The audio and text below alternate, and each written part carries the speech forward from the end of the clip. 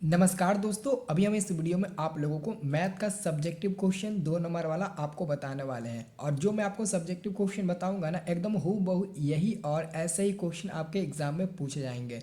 तो इसको मैं कैसे बनाता हूं, आप लोग वीडियो को लास्ट तक देखो और अच्छे से एक एक क्वेश्चन को बनाना आप लोग भी सीख जाओ और एग्जाम में मदद करेंगे। आप लोगों को चिंता मत करिएगा, आप हमारे व्हाट्सअप ग्रुप को ज्वाइन करके रखिएगा। व्हाट्सअप ग्रुप का लिंक हम वीडियो के डिस्क्रिप्शन बॉक्स में दे चुके हैं, आप लोग वो ग्रुप जरूर ज्वाइन करिएगा। और जिन लोगों को ये मैथ का सवाल बनाने आता है, एक बार देख लेना कौन कौन सा मैं सवाल बताने वाला हूँ, क्योंकि ये सब क्वेश्चन फिक्स रहता है कि एग्जाम में आता है। ओके, तो चलिए हम लोग वीडियो स्टार्ट करते हैं। देखिए, आपका पहला नंबर क्वेश्चन है कि 0.16 एक छः के ऊपर बार का चिन्ह दिया गया है को पी बटे क्यू के रूप में आपको बदलना है, यानी कि इसको पी बटे क्यू के रूप में बदल कर लिखना है। एक्चुअली में ये सब क्वेश्चन आपको ऑब्जेक्टिव में भी आता है और ये सब क्वेश्चन आपको सब्जेक्टिव में भी आता है। ऑब्जेक्टिव और सब्जेक्टिव दोनों में फिक्स है, इसका स्थान की अइबे करेगा। तो कैसे इसको बनाएंगे, तो सबसे पहले इस क्वेश्चन को आप बनाएंगे कैसे। तो इस क्वेश्चन को बनाने से पहले आप लोग यहाँ पर लिख दीजिएगा क्या, आप जैसे कि आप अपने स्कूल में पेपर में डायरेक्ट ये क्वेश्चन लिख रहे हो तो डायरेक्ट ऐसे लिखना। जैसे क्वेश्चन फर्स्ट है ना, तो आप यहाँ पर लिखना प्रश्न उत्तर। क्या लिखना, यहाँ पर आप लोग लिखना डायरेक्ट प्रश्नोत्तर। प्रश्नोत्तर, प्रश्नोत्तर क्या लिखिएगा, प्रश्नोत्तर आप एक लिखिएगा डायरेक्ट। आप यहाँ पर लिखिएगा, ये नहीं कि यहाँ पर आंसर लिखो, ये लिखो वो, आप डायरेक्ट यहाँ पर प्रश्नोत्तर लिखना। और हमारा क्या दिया गया, 0.16 बार दिया गया ना, तो आप लोग प्रश्नोत्तर डायरेक्ट लिखना और यहाँ पर अब लिखना स्टार्ट करना, आप अपना सॉल्व करना स्टार्ट कर देना, ठीक है ना। यहाँ पर आप लिख देना हल, क्या लिख देना, हल आप लोग लिख देना, हल लिख देना और ऐसे कर देना, ठीक है ना। तो यहाँ पर मैंने लिखा इस क्वेश्चन को बनाने के लिए, माना कि x बराबर, आप x बराबर जो संख्या दी है उसको मान लेना। माना कि x बराबर 1 और 6, क्या है, 1 6 नहीं बल्कि 0.16 है। एक बात हमेशा याद रखना, ये जो 0.16 पर वार दिया है ना, यहाँ पर आपको मैं समझा देता हूँ। देखो, 1 6 के ऊपर वार का मतलब होता है, आप 1 6 को आप हज़ारों बार लिख सकते हो, हज़ारों बार को 1 6 आप हज़ारों बार लिख सकते हैं।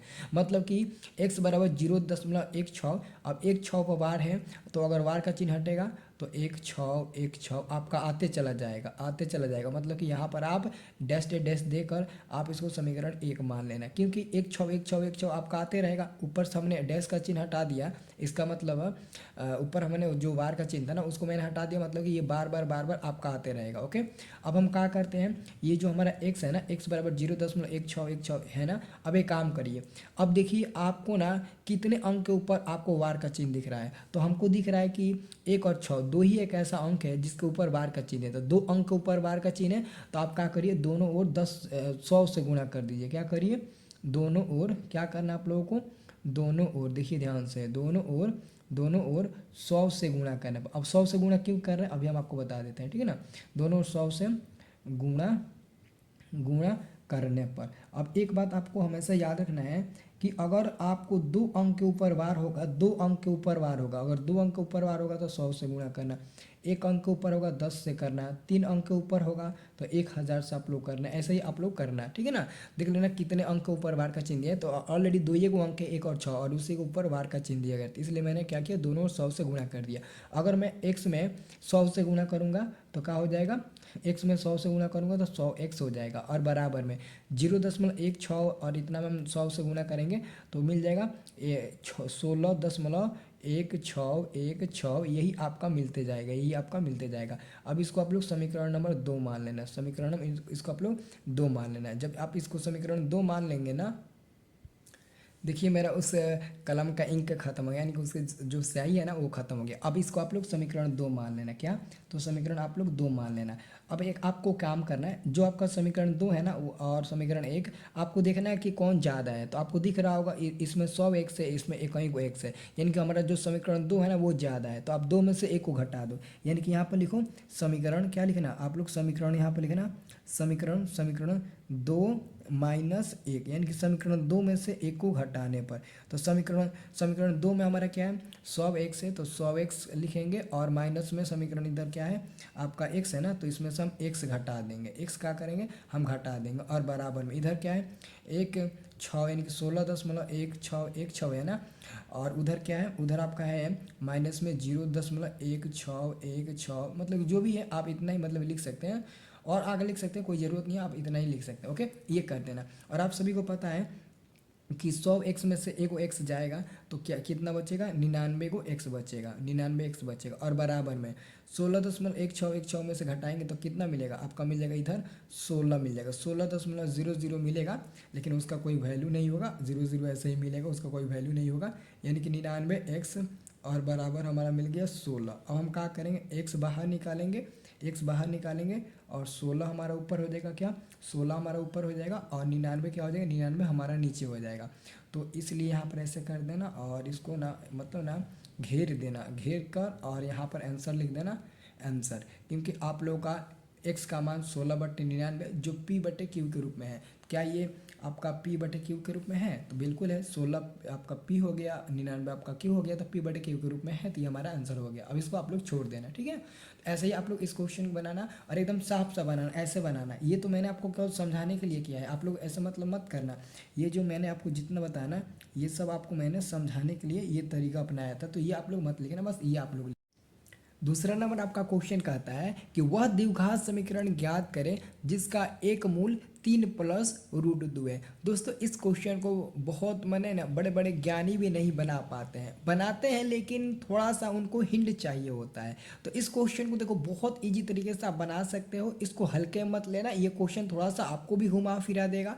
तो क्वेश्चन है कि वह द्विघात समीकरण ज्ञात करें जिसका एक मूल आपका 3+√2 है। इसको बनाने से पहले आप लोगों ना कॉपी में कैसे लिखोगे, जब बोर्ड परीक्षा का कॉपी मिलेगा सबसे पहले आप लोग को लिखना प्रश्न उत्तर। क्या लिखना, इधर लिखना आप लोग प्रश्न उत्तर, प्रश्न उत्तर। ये कौन सा नंबर क्वेश्चन है, तो दूसरा नंबर है ना, तो यहाँ पर लिख देना प्रश्न उत्तर, आप लोग 2 लिख देना। और आप लोग हल करोगे ना तो हल यहाँ पर लिख देना और उसके बाद से यहाँ पर आप लोग डैश दे देना। अब यहाँ से हम लोग हल करना स्टार्ट करेंगे। तो सबसे पहले हम लोग समझते हैं कि कह रहा है कि वह द्विघात समीकरण ज्ञात करें जिसके लिए एक मूल इतना दिया, यानी कि आप एक काम करो, यहाँ पर मान लो, यानी कि आप लिखो यहाँ माना कि x बराबर 3+√2, ये आप लोगों को मानना पड़ेगा। जब x बराबर आप 3+√2 मान लेंगे तो आपको पता है कि x जब 3 इधर आएगा तो उधर प्लस में था, लेकिन इधर आएगा तो माइनस में हो जाएगा, तो माइनस में 3 हो जाएगा और बराबर को उधर आपका √2 मिल जाएगा। अब हम क्या करते हैं, दोनों वर्ग कर देते हैं। वर्ग का मतलब समझते हो, अभी मैं आपको बता देता हूँ, पहले लिख लेने दीजिए। दोनों ओर वर्ग करने पर, दोनों ओर क्या करने पर, वर्ग करने पर, ध्यान से देखिएगा, दोनों ओर वर्ग करने पर। तो आप लोग भी क्या करिएगा, दोनों वर्ग कर दीजिएगा। वर्ग का मतलब होता है कि ये जो आपका x-3 है ना, x-3 का दी होल स्क्वायर हो जाएगा और बराबर में इधर आपका √2 का भी क्या हो जाएगा, स्क्वायर हो जाएगा। तो ये x-3 मतलब कि a-b के दी होल क्यूब बना। तो a-b का होल क्यूब याद है ना आप सभी को, a-b का होल क्यूब क्या होता है, तो आप सभी को याद रखना है a-b का होल क्यूब। यहाँ पर लिख दें, हाँ इधर लिख देता हूँ, इधर देख लीजिए, इधर मैं लिख देता हूँ। a-b का दी होल क्यूब क्या होता है, आपका होल क्यूब होता है एक ए स्क्वायर, a-b का होल स्क्वायर, होल क्यूब नहीं होल स्क्वायर, तो a स्क्वायर माइनस में 2ab और प्लस में बी स्क्वायर, यही आपका फार्मूला होता है। ओके, अब देखो a का मान x है तो x का हम क्या करेंगे, स्क्वायर कर देंगे, तो ये a स्क्वायर मिल गया, माइनस में 2 फार्मूला से a का मान x है इंटू b का मान आपका 3 है, और प्लस में b स्क्वायर, तो b का मान 3 है तो 3 का स्क्वायर हो जाएगा, और बराबर में √2 का स्क्वायर का मतलब हुआ केवल एगो 2, और क्योंकि ये रूट से ये स्क्वायर से ये रूट खत्म हो जाता है, कट जाता है, तो केवल 2 मिल जाता है। ओके, अब देखो x का दी होल स्क्वायर है तो ये हमारा x स्क्वायर मिल जाएगा, माइनस 2 3 में गुणा होगा 6 में x में गुणा होगा तो 6x मिल जाएगा, और प्लस 3 का पावर 2 तो 3 3 के 9 हो जाएगा, और बराबर में आपका इधर 2 मिल जाएगा। तो देखो x स्क्वायर माइनस में 6x और प्लस में 9, ये 2 इधर आएगा तो माइनस में हो जाएगा 2, उधर से इधर आएगा माइनस में 2 हो जाएगा, और बराबर में कुछ नहीं तो 0 अब आपका बराबर में बचा। अब हम क्या करेंगे, ये हमारा x स्क्वायर हो गया, ये माइनस 6x हो गया, अब 9 में से 2 घटेगा तो प्लस में 7 मिल जाएगा 7, और बराबर में 0। तो ये द्विघात समीकरण के रूप में नहीं आ गया क्योंकि आपका घात 2 है, बराबर में 0 है, तो ये हमारा फाइनल आंसर हो जाएगा। यही आपका द्विघात समीकरण के रूप में आ गया। तो इस क्वेश्चन को आप लोग बना लेना। अब देखो अगला क्वेश्चन इसका, ये जो आपका तीसरा नंबर क्वेश्चन है ना, ये एकदम हूबहू आपके फाइनल एग्जाम में आएगा, इसको अच्छे से आप लोग कर लेना। क्वेश्चन है यूक्लिड विभाजन एल्गोरिथम का प्रयोग कर 272 तथा 1032 यानी कि 1032 का मौसा ज्ञात करें। मौसा का मतलब होता है एचसीएफ ज्ञात करना है। तो सब इस क्वेश्चन को बनाने से पहले ना आप लोग अपना रूल लिखिएगा। परीक्षा में ऐसे ही पेपर लिखना है, बीच में से लिखना है प्रश्नोत्तर। क्या लिखना है? बीच में से लिखना है प्रश्नोत्तर। प्रश्नोत्तर लिखिएगा। कितना नंबर क्वेश्चन बना रहे हैं? तीसरा नंबर ना, तो तीसरा नंबर दे दीजिएगा और यहाँ पर आप लोग लिख दीजिएगा हल। हल लिख देना, ठीक है ना, और डैश दे देना। अब देखो, अब क्वेश्चन कर रहे हैं यूक्लिड विभाजन एल्गोरिथम का प्रयोग करके। तो सबसे पहले आप लोग बताइए 272 एगो हमारा दिया है और एगो दिया है हमारा 1032। तो 1032 और 272 में बड़ा कौन है? तो आप यहाँ पर लिखिएगा चूँकि चूँकि चूँकि 1032 जो है ना, 1032 ये हमारा बड़ा है कितना से? 272 से बड़ा है, 272 से बड़ा है। अब यहाँ पर लिखेंगे इसलिए यूक्लिड विभाजन एल्गोरिथम के प्रयोग से। तो यहाँ पर लिखेंगे इसलिए यूक्लिड विभाजन यूक्लिड विभाजन पूरा लिखिएगा बढ़िया से। यूक्लिड विभाजन एल्गोरिथम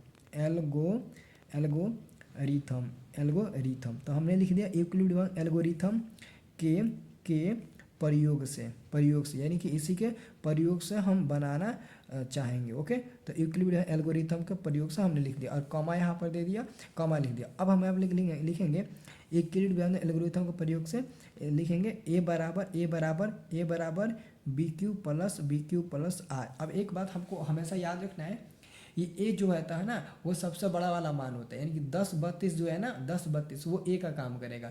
जो आपका 272 है ना वो आपका किसका काम करेगा? बी का काम करेगा। तो दोस्तों आपको ना यूक्लिड विभाजन की मदद से ना ऐसे ही आपको निकालना है। आप बचपन वाला तरीका मत आजमाइएगा, नहीं तो वो मतलब क्वेश्चन गलती हो जाएगा और आपका नंबर भी नहीं मिलेगा। क्वेश्चन सही बनाएंगे लेकिन नंबर नहीं मिलेगा। आप लोग को बचपन वाला तरीका इस्तेमाल नहीं करना है। हाँ, आप ये काम कर सकते हो कि इसको रफ कर सकते हो कॉपी पर, कोई दिक्कत नहीं है। देखो आपको कैसे रफ करना है। तो आप लोग सबसे पहले ना आप लोग बचपन में क्या करते थे? अगर कोई आपसे पूछता था कि 272 और 1032 का अगर मौसा निकालना है तो आप लोग यही करते हो ना, ऐसे ही करते थे ना। 272 लिख कर ऐसे कर देते थे और 1032 ऐसे लिख देते थे। ये कितना बार में कटेगा? 3 बार में कटेगा। कितना बार में कटेगा? 3 बार में कटेगा। तो 3 बार में आप लोग कटाते थे, कितना बार में कट जाता था? कितना बार में? ये हमारा कट जाता था 816 बार में। 272 में 3 से गुणा करें 816 मिलेगा। अब ये घटेगा तो 6 मिलेगा, 1 मिलेगा और इधर हमारा क्या मिलेगा? इधर हमारा 2 मिल जाएगा। 216 मिल गया। अब 272 इधर लिख देते थे और 216 272 कई बार में कट जाएगा? कई बार में? एक ही बार में कटेगा। तो 200 हमारा 16 हो गया। अब ये घटाइएगा तो 6 मिल जाएगा, इधर आपका 5 56 मिलेगा, ये खत्म हो जाएगा। अब ये हमारा 216 मिल गया। अब 56 216 कितना बार में कटेगा? जो 56 है वो 216 कितना बार में कटेगा? इसको गुणा करके आपको देखना पड़ेगा। तो मानते हैं हम 3 में गुणा करते हैं तो 36 18 का 8 मिल जाएगा। 5 दूने के 3 में ना, तो 5 3 15 15 1 16 यानी कि 168 मिल गया। अब इसमें से घटाते हैं तो कितना बार में? 16 में से 8 गया, 8 मिल जाएगा, 8 मिल जाएगा और इधर 10 बचा, 10 में से 6 हो गया, 48 बचा। यानी कि 48 बचा ना, 48 ही ना बचा। तो अब 48 को घेर देंगे और 56 इधर लिख देंगे। तो क्या हो जाता है? एक बार में आपका 48 हो जाएगा, 48 एक बार में हो जाएगा। तो ये 16 में से 8 गया, 8 बचेगा और ये खत्म हो जाएगा। अब यहाँ पर 48 बच गया, यानी कि 8 छक्के 48, 6 बार में 48 कट गया। तो आप लोग ऐसे मौसा निकाल कर ये वाला जो मान आपको मिलता था वही आपका एचसीएफ का मान कहलाता था, वही। तो अब ऐसे आप लोग बचपन में कर लेना, बचपन वाला तरीका। अब यही तरीका आप यहाँ पर इस्तेमाल करना है। देखो कैसे इस्तेमाल करना है। ए का मान कितना? ए का मान 1032 है ना, तो आप लिखिए यहाँ पर 1032। ए का मान आप लोग 1032 लिख दीजिए और बराबर में बी का मान कितना है? बी का मान 272 है, 272। अब क्यू का मान क्या होगा? तो हम 272 में कितना से गुणा किए हैं कि 816 मिला है, तो 3 से गुणा किए हैं ना, तो आप लोग 3 ही लिखना। और आप लोगों का शेषफल कितना मिला था? शेषफल इतना यहाँ पर 216 मिला था ना, तो ये 216 आप लोग यहाँ पर लिख देना, 216 यहाँ पर लिख देना। अब आपको देखो इसमें एक कंडीशन होता है, जब तक आपका आर का मान 0 नहीं आ जाता तब तक आप इस प्रक्रिया को बनाते रहेंगे। तो यहाँ पर लिखेंगे चूंकि R does not equal to 0, ये जो आपका 216 है यही आपका आर का काम करेगा। तो आपका आर के जगह पर ना आपको 0 लाना पड़ेगा। जब तक 0 नहीं आएगा तब तक आप ये नहीं कह सकते हो कि हमने मौसा निकाल लिया। तो अभी आपका आर बराबर 0 नहीं है, इसलिए अब हम फिर इस प्रक्रिया को दोहराएंगे। अब ये 272 को यहाँ लाएंगे, 272 को यहाँ लाएंगे, यहाँ पर लाएंगे। तो 272 यहाँ रख दिए और बराबर में फिर हमारा अब बी का मान कौन होगा? अब ध्यान से देखना इधर। अब हम इस पर आ चुके हैं, ये वाला हमारा खत्म हो गया, ये वाला हमारा हिस्सा खत्म हो गया। तो 272 हो गया। अब 272 बराबर 272 बराबर, तो अब 272 आपका ए का काम करने लगा, किसका काम करने लगा, 272 ए का काम करने लगा, और हाई आपका बी का काम करने लगा, क्योंकि 272 और 216 में ज़्यादा आपका हाई है। तो 272 अब यहाँ पर लिखेंगे कितना, यहाँ पर हम क्या लिखते हैं, 216 था ना, 200 कितना था, 216 था, 216 लिखेंगे। तो अब कितना बार में ये कटा था, एक बार में आया था ना, तो एक यहाँ पर लिखेंगे, और इसका जो शेषफल मिला था वो कितना मिला था, 56 मिला था। तो यहाँ पर आप प्लस में क्या लिख देंगे, प्लस में आप 56 लिख देंगे, प्लस में 56 लिखेंगे। अब यहाँ पर भी लिखेंगे चूँकि यहाँ पर भी r बराबर नॉट जीरो, यानी कि r का मान जीरो नहीं है, यानी कि 56 आया है, जीरो नहीं है। जब तक यहाँ जीरो नहीं आएगा तब तक हम मान नहीं निकालेंगे। अब फिर क्या करता है, अब 216 को यहाँ लाइए, 216 को यहाँ लाइए और बराबर में, अब यहाँ पर हम लोग चले जाएंगे। 216 में आपका 216 बड़ा है तो ए का काम करेगा, और 56 आपका बी का काम करेगा, तो 56 हो जाएगा गुणे। अब 56 में आप कितना से गुणा किए हैं कि 168 मिला है, तो 3 से गुणा किए हैं तो 3 लिखेंगे, और प्लस शेषफल में क्या मिला था, 48 मिला था ना, तो आप 48 लिख दीजिए, 48 लिख दिए। अब यहाँ पर भी लिखेंगे चूँकि r does not equal to zero, यानी कि r का भी मान यहाँ पर जीरो नहीं मिला। अब फिर इसको एक बार फिर बनाएंगे, अब 56 यहाँ पर फिर रखेंगे, 56 बराबर अब हम क्या करेंगे, अभी इधर देखिए, इधर आया 56 और 48 में आपका ज़्यादा कौन है, 56, और 48 आपका बी का काम करेगा, 48, और ये कितना बार में गया था, एक बार में गया था ना, तो गुणा 1 हो जाएगा, और इसका शेषफल कितना मिला था, 8 मिला था, तो 8 कर दीजिए, कितना कर दीजिए आप 8 कर दीजिए। तो यहाँ पर भी लिखेंगे चूँकि r का मान अभी भी यहाँ पर आपका जीरो नहीं मिला, तो ये लिखेंगे r does not equal to zero, और फिर इस प्रक्रिया को बनाएंगे। फिर अब 48 आपका इधर आ जाएगा और बराबर। अब आप कह सकते हो कि 48, 8 छक्के 48। अब यहाँ पर आप कह सकते हो कि 8, यानी कि ये आपका b हो गया, ये आपका क्या, ये हमारा a हो गया, ये हमारा b हो गया।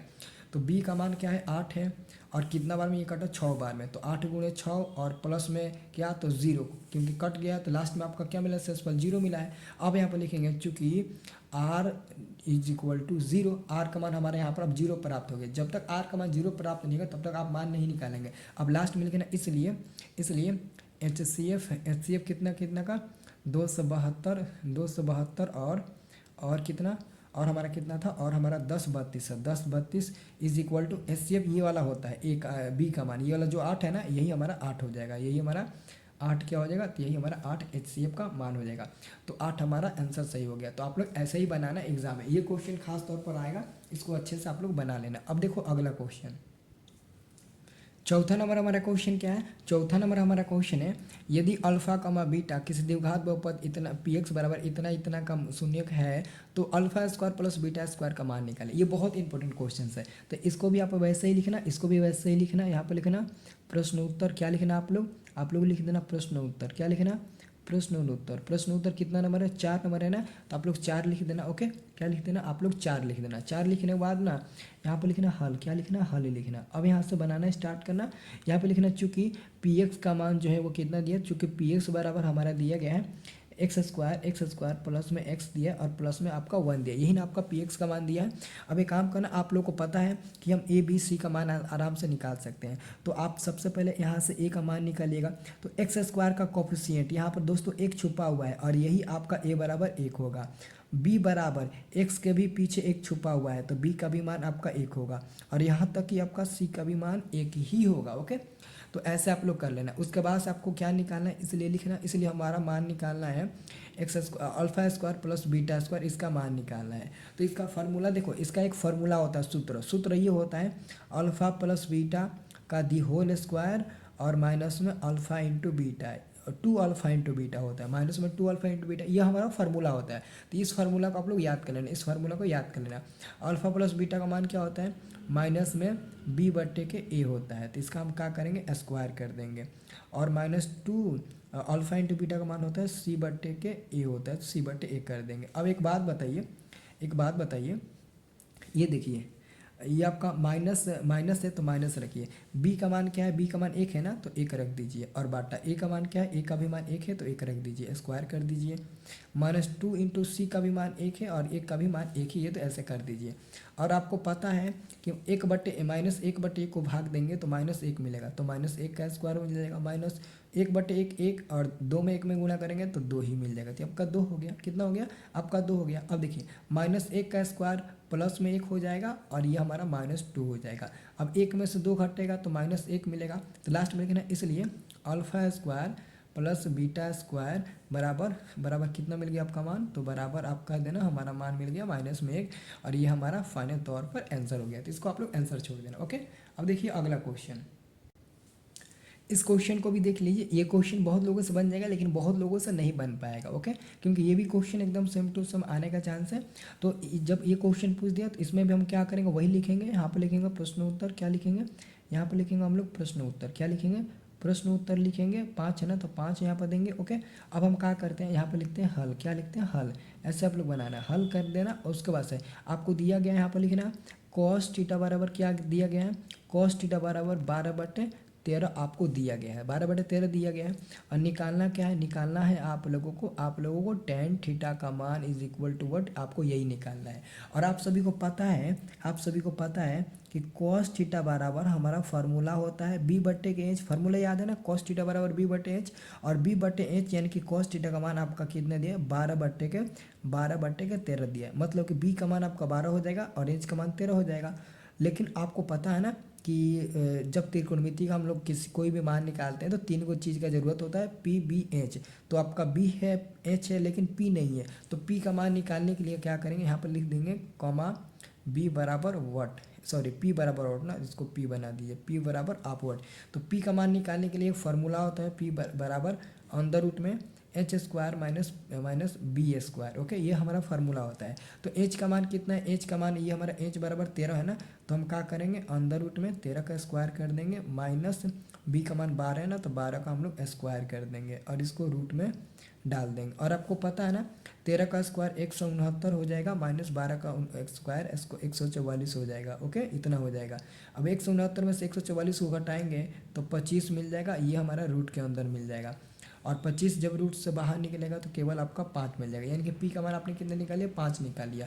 और लास्ट में लिखना इसलिए आपको tan थीटा का मान निकालना है। तो tan थीटा बराबर होता है क्या, tan थीटा बराबर होता है p/b होता है। तो p का मान अभी आपने निकाला 5 और b का मान ऑलरेडी देखो दिया है कितना, ऊपर b का मान 12 दिया ना, तो यहाँ पर आप 12 लिख दीजिए और उसके बाद से ये आप आंसर छोड़ सकते हैं। ओके, तो इतना आप लोग कर लीजिए। बाकी और भी क्वेश्चन है तो वो आपको मैं बोर्ड पर बताऊंगा, इतना आप लोग कर लीजिए अच्छे से, ठीक है।